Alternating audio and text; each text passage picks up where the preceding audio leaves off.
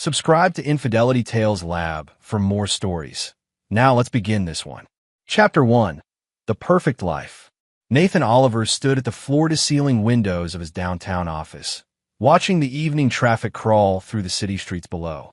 At 38, he'd built everything he'd ever wanted: a successful career as the district attorney's lead prosecutor, a beautiful home in the suburbs, and a marriage that had survived the brutal hours his job demanded.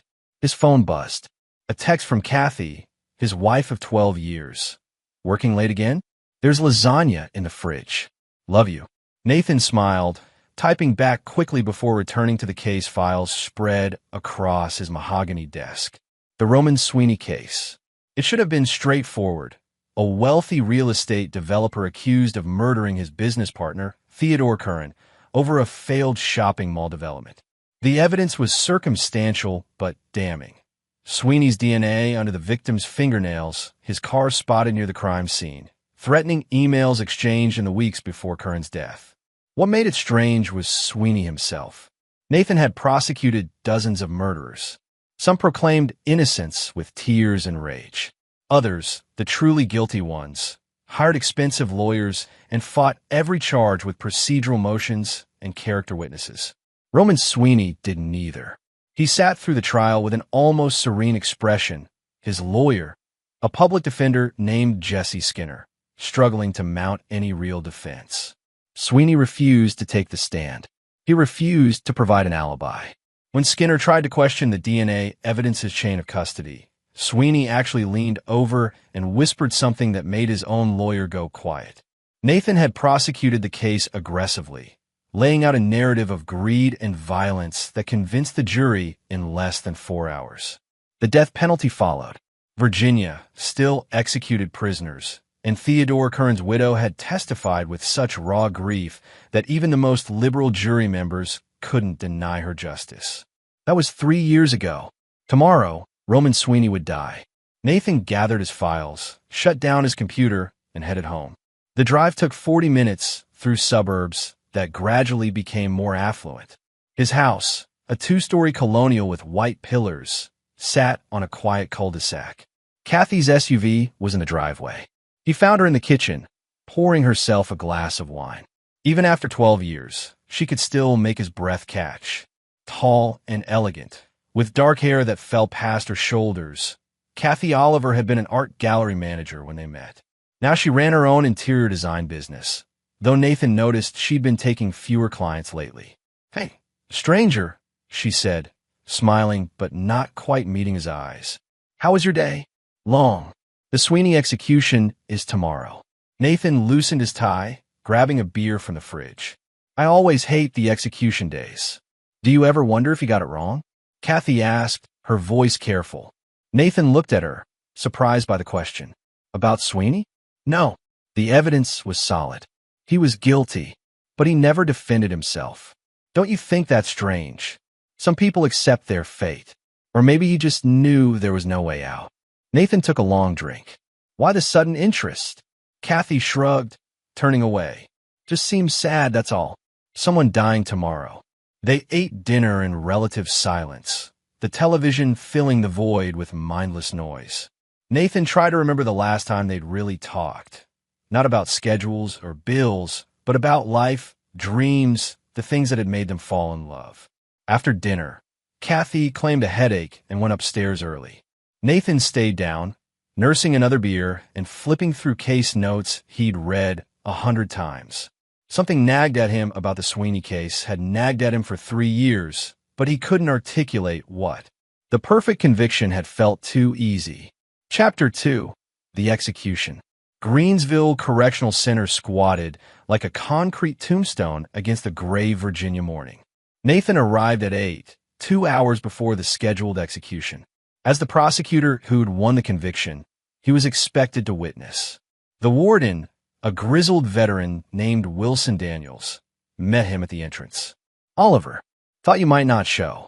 "I always show," Nathan said. It was true. He believed in accountability, his own as much as the condemned's. They went through security, past guards with dead eyes who'd seen too many men die. The execution chamber was sterile and cold, with the gurney visible through reinforced glass. A handful of witnesses were already present. Theodore Curran's widow, Elvira Curran, her face hardened by 3 years of grief, 2 reporters, and Jesse Skinner, Sweeney's public defender, who looked like he hadn't slept in days. "He asked to see you," Skinner said quietly to Nathan. "Before they bring him in." Nathan frowned. "That's unusual. Everything about this case has been unusual, counselor. You know that." Against his better judgment, Nathan followed a guard to a small viewing room. Roman Sweeney sat on the other side of bulletproof glass, wearing prison whites, his hands cuffed. At 43, he'd aged dramatically since the trial. Gray hair, deep lines around his eyes, but that unsettling calm remained. "Mr. Oliver," Sweeney said, his voice crackling through the intercom. "Thank you for coming. You wanted to see me? I wanted to tell you something. In my cell, there's a box. Small, cardboard, addressed to you. The warden has already cleared it." Sweeney's lips curved into something that wasn't quite a smile. "When you open it, you'll understand why I never defended myself." Nathan felt ice in his veins. "What's in the box?" "The truth. Everything you think you know, about me, about Theodore Curran, about your perfect conviction. It's wrong. Or rather, it's only half the story." Sweeney leaned forward. "I'm guilty, Nathan. Don't misunderstand that. But not of what you think. Then why not defend yourself? Why go to your death for something you didn't do? Because some things are worth dying for. And some people deserve to think they've won." Sweeney's smile widened. "You'll see. Open the box, Nathan. Then decide if justice was really served." The guard's signal time was up. Nathan stood, his mind racing with questions, but Sweeney had already turned away, peaceful and resigned. 10:15 a.m. Roman Sweeney was strapped to the gurney. The warden asked for last words. "I have no regrets," Sweeney said, looking directly at Nathan through the glass. "Remember the box, prosecutor. Remember what I gave up." The chemicals flowed. Sweeney's eyes closed. 3 minutes later, the doctor pronounced him dead. Nathan stumbled out of the viewing room, past Elvira Curran, who was sobbing in relief, past reporters already typing on their phones. He found Warden Daniels in his office. "The box Sweeney mentioned. I need it." Daniels retrieved a small cardboard package from his safe, sealed with evidence tape. "Already logged it out. It's yours." Nathan took it to his car, his hands shaking. The box was light, maybe a pound. His name was written in Sweeney's neat handwriting across the top. He drove to a rest stop off I-95, parked in the far corner of the lot, and opened the box. Inside were 3 items: a burner phone, a USB drive, and a handwritten letter. Nathan read the letter first. "Dear Nathan, by the time you read this, I'll be dead. You convicted me of murdering Theodore Curran, and you believed you were serving justice. You weren't.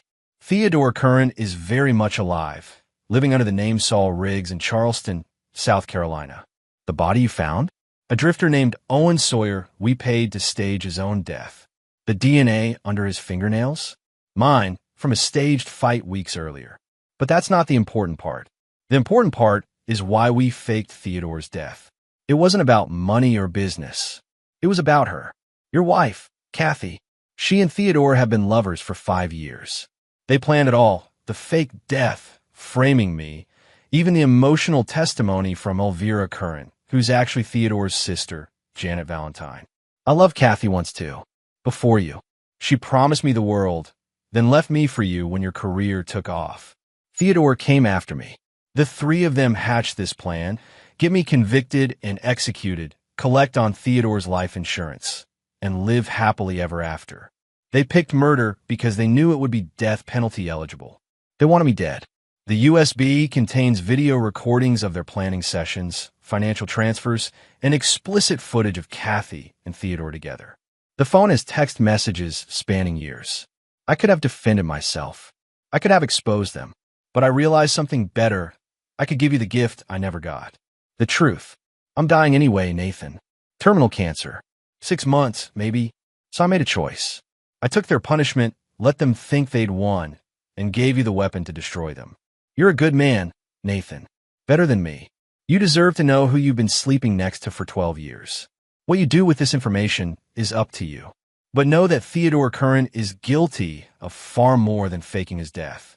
The USB will show you crimes that would put him away for life. Trafficking, extortion, real murders.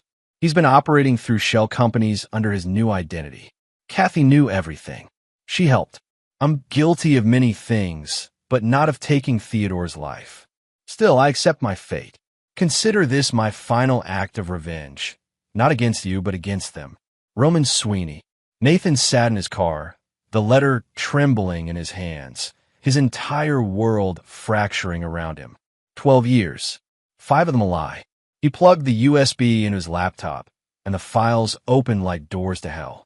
Chapter 3. The Unraveling.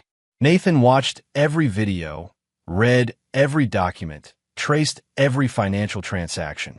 Hours passed in that parking lot, the afternoon fading to evening, his coffee growing cold, his phone buzzing with missed calls from Kathy he couldn't bring himself to answer.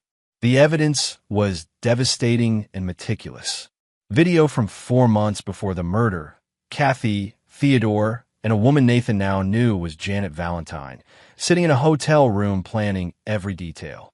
Kathy's voice, bright and animated, suggesting they use Roman because he's still pathetically in love with me.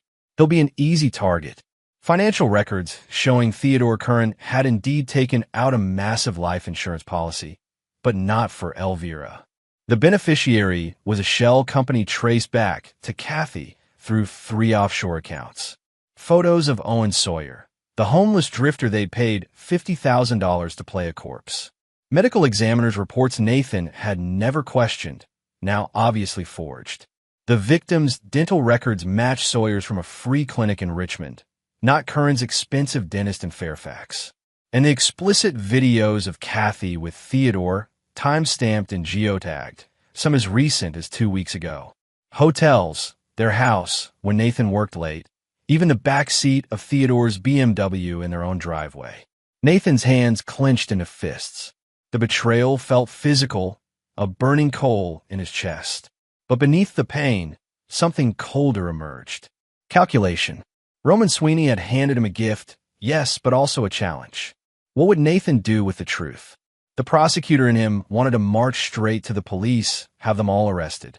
But Nathan was smart enough to see the complications. He'd been the prosecutor on the original case. Any revelation that it was all fabricated would destroy his career, possibly land him in legal jeopardy for prosecutorial misconduct, even if he'd been duped. The state had executed an innocent man, technically, since Sweeney hadn't murdered Curran, based on evidence Nathan had presented. His reputation would be annihilated. Every case he'd ever won would be questioned. Defense attorneys would have a field day, and Theodore Curran, living free under a new identity, would hire the best lawyers money could buy. With Sweeney dead and Nathan's credibility destroyed, they might actually walk. No, the legal system had already failed. It was time for something else. Nathan Oliver had spent 15 years putting criminals behind bars through legal means. He knew the law inside and out, which meant he also knew exactly how to operate outside it. He drove home at 9 p.m., his mind eerily calm. The house was dark except for the living room. Kathy sat on the couch, wine glass in hand, some reality show playing on mute. You finally answer your phone, and it's just to say you'll be late, she said, irritation in her voice. The execution was this morning, Nathan. Where have you been? He looked at her, really looked at her, and saw a stranger. How had he missed it? The small signs he dismissed as work stress or natural drift. The way she'd stopped asking about his cases. The mysterious girls' weekends every month. The new lingerie he'd assumed was for him. I had some things to think about, Nathan said evenly. The execution was strange. Sweeney said something to me before he died. He watched her face carefully. A flicker of concern, quickly masked. Oh, what did he say? Nothing important. Just the ramblings of a guilty man. Nathan walked to the kitchen, poured himself a drink. I'm exhausted. I'm going to bed. Nathan. Kathy followed him. Are you okay? You seem off. He turned, gave her his best tired smile. Just a hard day, honey. Watching someone die never gets easier. She hugged him, and it took every ounce of Nathan's control not to recoil. Her perfume, expensive, something she'd started wearing about 3 years ago, smelled like betrayal. "I love you," she whispered. "I love you too," he lied. That night, sleeping beside her for the last time, Nathan Oliver made his decision. Roman Sweeney had given him the evidence, but Nathan would write the ending. And unlike the legal system with its rules and procedures and rights for the accused, Nathan's justice would be absolute. They wanted him to be the fool, the cuckolded husband who'd unknowingly helped them murder an innocent man. Instead, he'd be their nightmare. Chapter 4. Building the Case.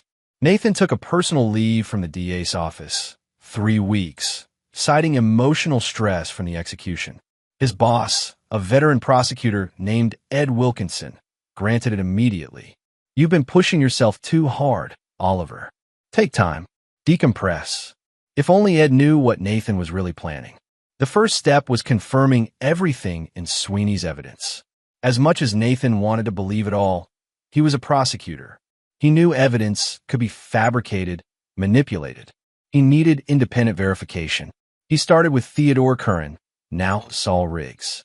The USB contained an address in Charleston, 1847 Trad Street, a historic district property worth over $1 million. Nathan drove down, checked into a hotel under a fake name, and began surveillance. The man who emerged from the house 3 days into the stakeout was unmistakably Theodore Curran. Older, with a beard and glasses, but the same tall frame, the same confident stride. Nathan photographed him, followed him to a yacht club where Saul Riggs was apparently a member, tracked him to business meetings downtown. Curran's new identity was well-constructed. Business licenses for an import-export company, tax returns, even a lease on the Trad Street property.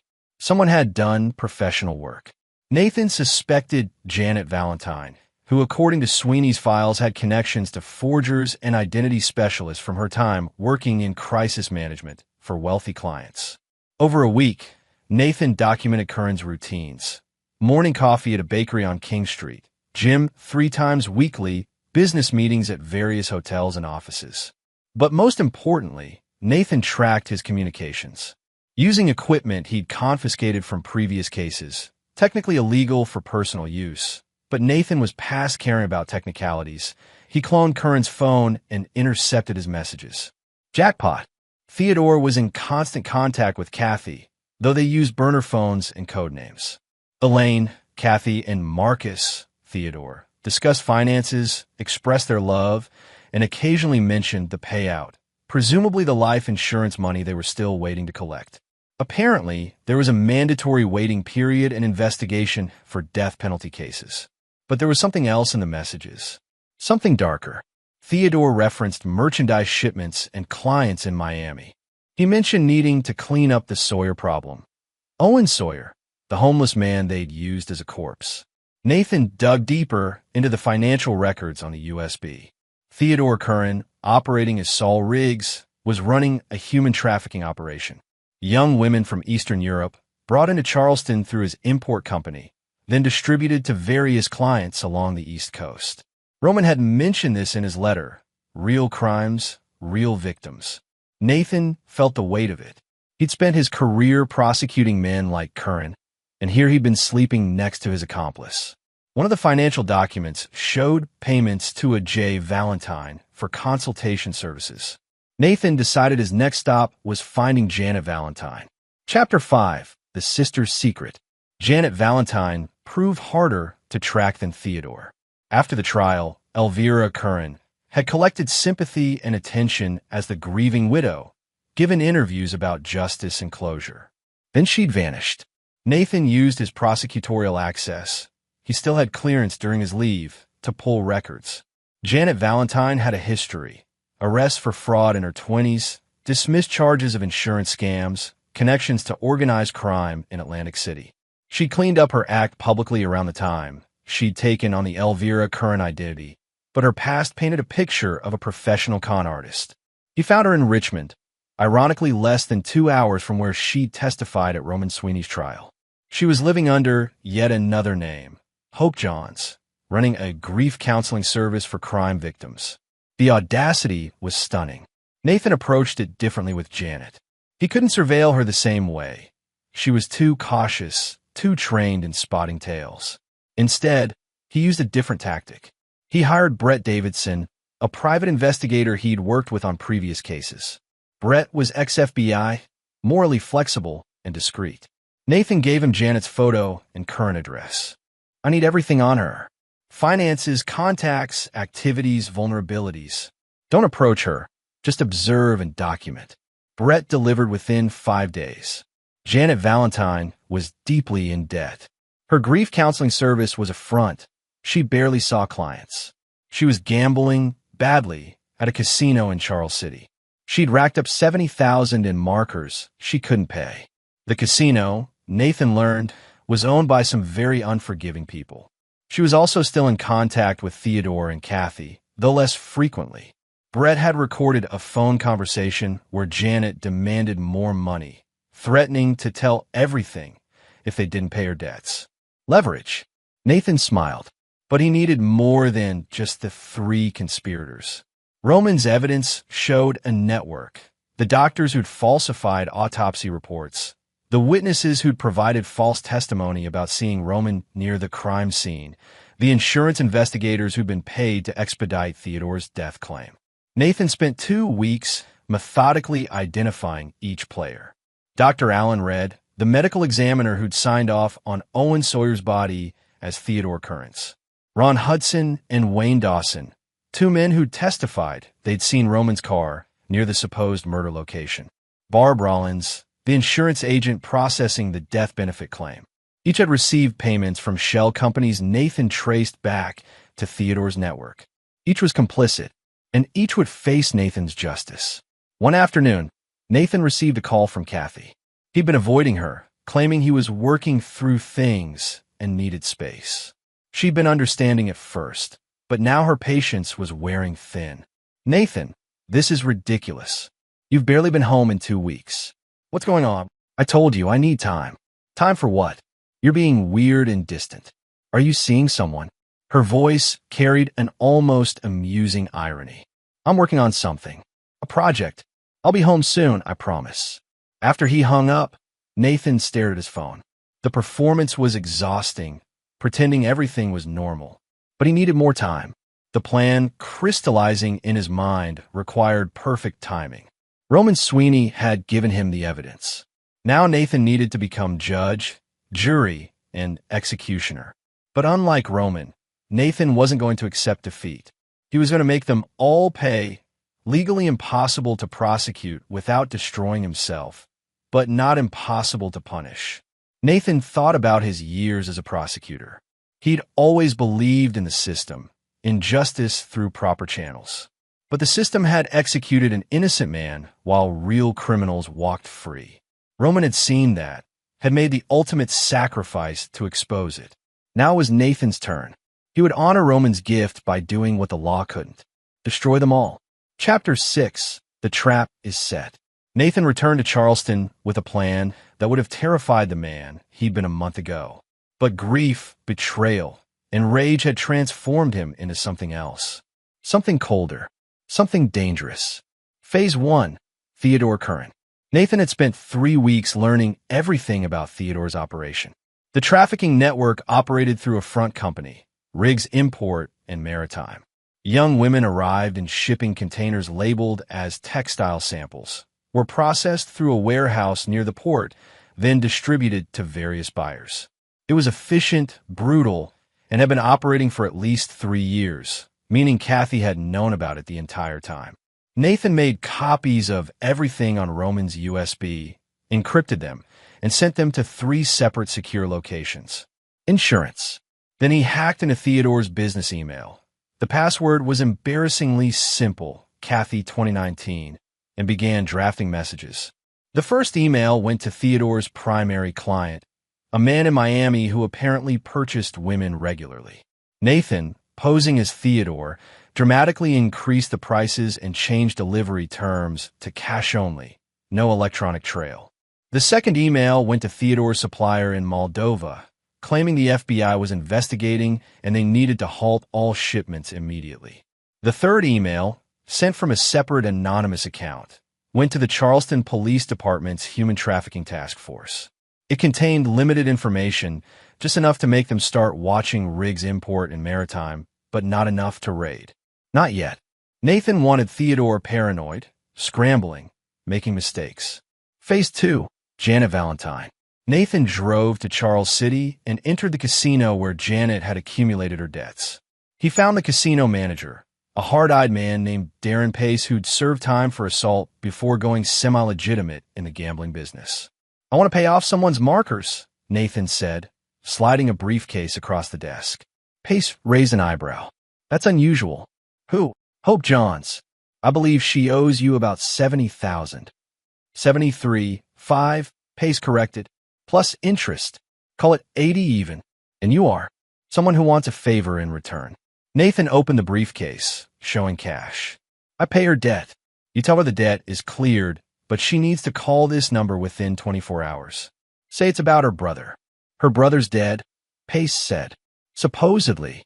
"Exactly." Nathan smiled. The next day, Janet called the number, a burner phone Nathan had purchased specifically for this. He disguised his voice slightly, added a hint of Southern accent. "Ms. Valentine, or should I say Ms. Johns? We need to talk about Theodore." "Who is this?" "Someone who knows what you did. Someone who knows about Owen Sawyer, about the trial, about everything. And someone who's willing to offer you a deal." Silence. "Then what kind of deal?" "Your freedom for your testimony. I have evidence that will send Theodore and Kathy to prison for life. But I need you to fill in the gaps, testify to the planning, the execution. Do that and you walk. Refuse, and I hand everything to the police with you named as a co-conspirator. The casino debt? Consider it a down payment on your cooperation. I need to think about it. You have 48 hours. After that, the deal expires." Nathan hung up. Janet would flip. He knew her type, self-preservation over loyalty. She'd been threatening Theodore and Kathy for more money anyway. This just gave her a better option. Phase 3, the evidence network. Nathan couldn't prosecute the others directly, Dr. Red, Ron Hudson, Wayne Dawson, Barb Rollins, without exposing the entire conspiracy and his own unwitting role. But he could make their lives very difficult. For Dr. Reed, Nathan sent anonymous complaints to the state medical board, detailing irregularities in death certificates. He included just enough specific examples, not mentioning the current case, to trigger an investigation. For Hudson and Dawson, the false witnesses, Nathan did something more creative. He hired Brett Davidson to approach them separately, posing as a documentary filmmaker, making a show about wrongful convictions, and wanted to interview witnesses from questionable cases. Brett was wired. If either man admitted to lying on the stand, even partially, Nathan would have evidence for perjury charges. Hudson cracked in the first interview, bragging drunk about how he'd been paid to remember seeing things for various trials. Brett got it all on tape. For Barb Rollins, the insurance agent, Nathan went directly to her employer, a major national insurance company. He sent anonymous evidence of her accepting bribes to expedite false claims. The company launched an internal investigation within days.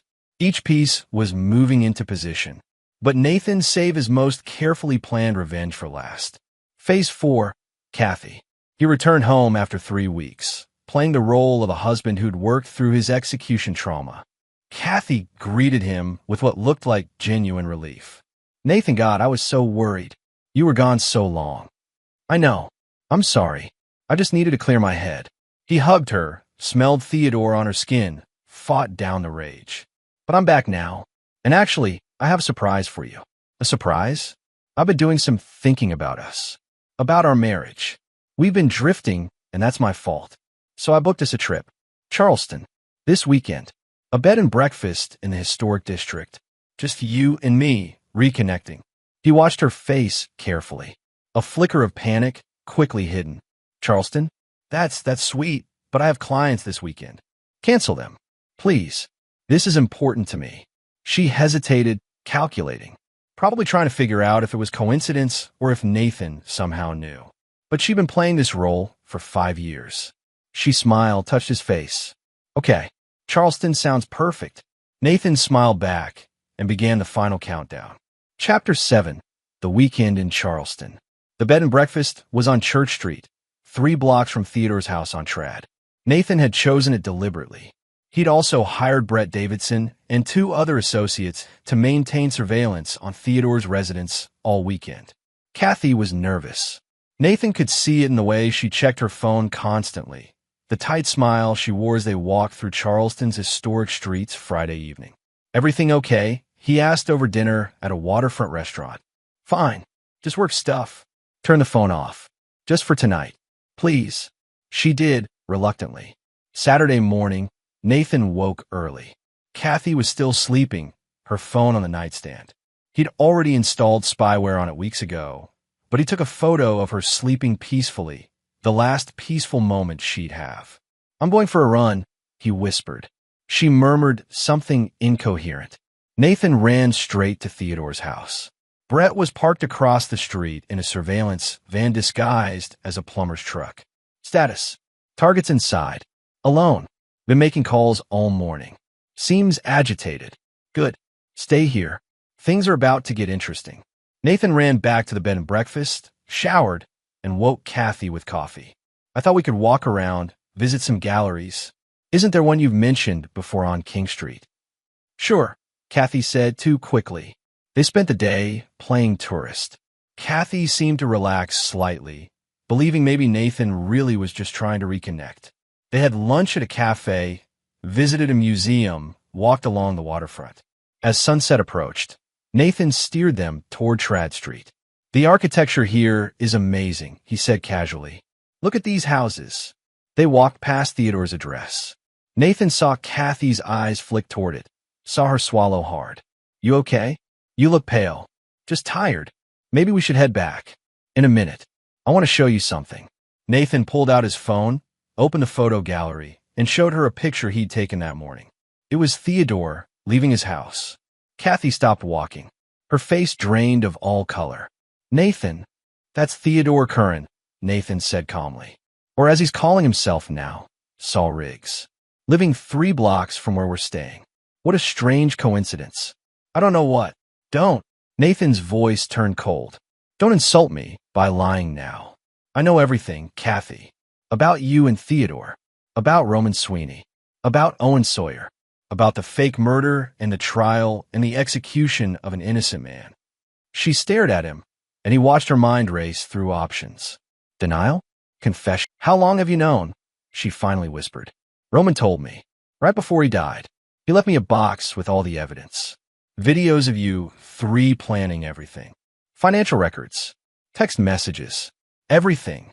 Tears formed in Kathy's eyes. "Nathan, please, let me explain." "Explain what? That you've been fucking another man for 5 years? That you helped frame someone for murder? That you were willing to let me convict an innocent man so you could collect insurance money?" Nathan's voice rose despite himself. "That you're married to a monster who traffics human beings, and you've known about it the whole time?" "Trafficking?" She looked genuinely confused. "What are you talking about?"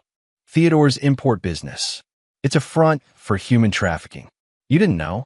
Nathan laughed bitterly. "My God, Kathy, you helped fake a man's death, but you drew the line at knowing about the trafficking? How noble." "I need to sit down," she said weakly. "No, you need to come with me." Nathan gripped her arm, not hard enough to hurt, but firmly enough she couldn't easily break away. "We're going to visit Theodore. Right now. The 3 of us are going to have a conversation." "Nathan, please, you don't understand. Move, or I call the police right here, right now, and you get arrested in public." She moved. Chapter 8. The Confrontation. Theodore opened the door with a drink in his hand, clearly not expecting visitors. When he saw Nathan and Kathy, the glass slipped from his fingers and shattered on the hardwood floor. "Hello, Theodore," Nathan said pleasantly, pushing past him into the house. "Or should I call you Saul? Nice place. The afterlife treats you well." Theodore recovered quickly. Nathan had to give him credit. "I don't know what you think you're doing, but this is breaking and entering. Please, save it." Nathan pulled out his phone, played a video. It was Theodore and Kathy in a hotel room, discussing the Sweeney problem and how they'd manipulate the evidence. Theodore's voice was clear. "The prosecutor's an idealist. He'll believe whatever we show him because he wants to believe in justice. The blood drained from Theodore's face. Sit down, Nathan said. Both of you. We're going to talk about justice. Real justice. They sat on an expensive leather couch. Nathan remained standing, pacing like he did in courtrooms when he was building toward a closing argument. Roman Sweeney was innocent of your murder, Theodore, because you're not dead. But he was guilty of loving the wrong woman. Nathan glanced at Kathy, who was crying silently. He had terminal cancer, 6 months to live. So he made a choice. He took your fall, let himself be executed. Also, he could give me the truth. What do you want? Theodore asked. His voice was steady, but Nathan saw fear in his eyes. What do I want? That's the question, isn't it? The prosecutor and me wants to haul you both to the police station right now. But that gets complicated. I'd have to admit I convicted an innocent man. My career would be destroyed. Every case I've won would be questioned. The state would face massive liability for a wrongful execution.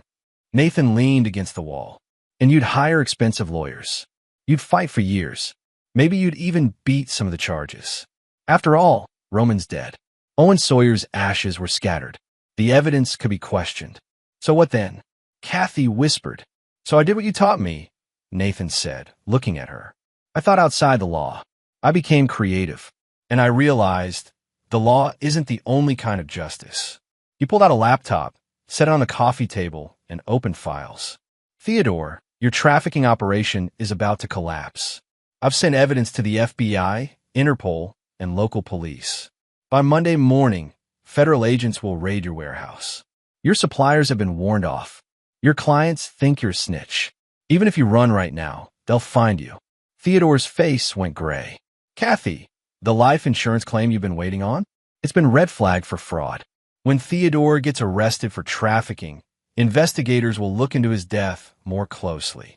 They'll discover Owen Sawyer's real identity.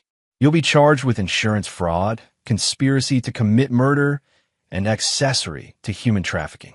You can't do this, Theodore said, but there was no conviction in his voice. I already have. Janet Valentine, Theodore's sister, your co-conspirator, has agreed to testify against both of you in exchange for immunity. The medical examiner who falsified the autopsy is under investigation. Your false witnesses have been recorded admitting to perjury. Every person you roped into this is turning on you. Nathan closed the laptop. You wanted to play games with the justice system? Congratulations. You won that round. Roman Sweeney died. But now it's my turn, and I play to win. What do you want from us? Kathy asked again, her voice breaking. Nathan, please, I'm your wife. You were my wife, Nathan said coldly. Now you're just a criminal who happened to share my bed. What do I want? I want you to know what's coming. I want you to feel the fear Roman felt when he was strapped to that gurney. I want you to spend every remaining free moment dreading the knock on the door. He walked to the exit, paused. You wanted me to be the fool, the stupid prosecutor you manipulated. But Roman gave me something better than revenge. He gave me the truth, and the truth is going to destroy you both. Nathan left them sitting there, stunned and terrified, and walked out into the Charleston night. Chapter 9. Justice Served. Monday morning, the raids happened exactly as Nathan had orchestrated. FBI agents, working with Charleston PD and Homeland Security, descended on Riggs Import and Maritime. They found 3 women locked in a back warehouse room, all under 25, all from Moldova. They found records of dozens more. They found bank accounts, shell companies, and communications with buyers. Theodore Curran, Saul Riggs, was arrested at his home. By noon, every news station in the Southeast was covering the story of the dead man who'd been running a trafficking ring. The investigation naturally expanded. When police started looking into Theodore's supposed death, they discovered the inconsistencies. Dental records that didn't quite match. A body that had been cremated suspiciously quickly. Anonymous tips from Nathan pointed them toward Owen Sawyer's real identity. Janet Valentine, as promised, provided detailed testimony about the conspiracy. She described the planning meetings, the payments, the deliberate framing of Roman Sweeney. She gave them Kathy's involvement, the insurance scheme, everything. Kathy was arrested Wednesday at their home. Nathan wasn't there, He'd moved out over the weekend, taken a temporary apartment downtown. He watched the news coverage with grim satisfaction. His phone rang. Ed Wilkinson. Nathan, Jesus Christ. Have you seen the news about the Sweeney case? I have. This is a disaster. We executed an innocent man. The governor's office is calling.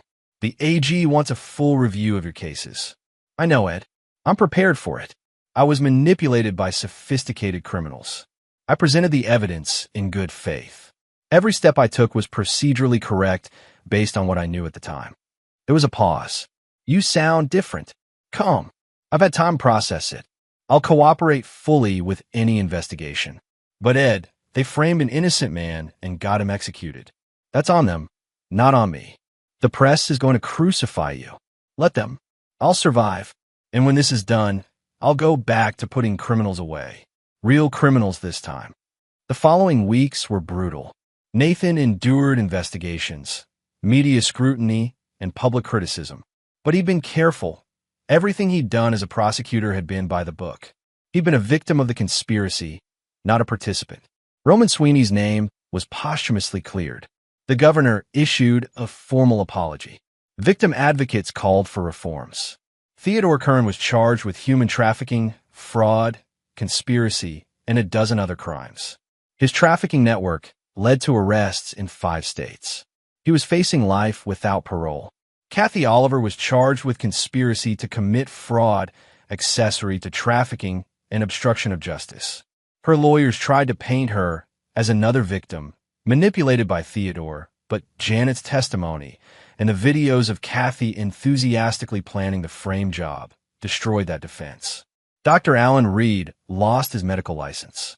Ron Hudson and Wayne Dawson were charged with perjury. Barb Rollins was fired and indicted for insurance fraud. One by one, everyone involved in the conspiracy faced consequences. 6 months after the Charleston confrontation, Nathan sat in a courtroom, not as the prosecutor this time, but as a witness. Theodore's trial. He took the stand and described opening Roman's box, discovering the evidence, realizing he'd been used. Theodore stared at him from the defense table with pure hatred. When the jury came back, guilty on all counts, Nathan felt something close to peace. After the verdict, Nathan visited Roman Sweeney's grave. It was in a small cemetery outside Richmond, a simple headstone that read, Roman Sweeney. He died for truth. Nathan placed flowers and stood silently. You could have saved yourself, Nathan said quietly. You could have exposed them, fought the charges, lived your last months as a free man. But you chose this instead. You chose to give me the truth, even if it meant dying for it. The wind rustled through the trees. I don't know if you'd approve of what I did. Some of it was illegal. Some of it was manipulative. I became the kind of person I used to prosecute. Nathan paused. But they're paying now, every single one of them, and you've been exonerated.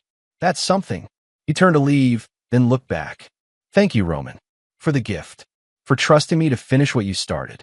Nathan Oliver walked back to his car, climbed in, and drove toward a future without Kathy, without the illusions of his perfect life, but with something more valuable, the truth, and his own hard-won justice. And there you have it. Another story comes to an end. What did you think? I'd love to hear your thoughts in the comments below. If you enjoy this story, consider joining our community by subscribing. It means the world to us. For more stories like this one, check out the recommended videos on screen, and I'll see you there.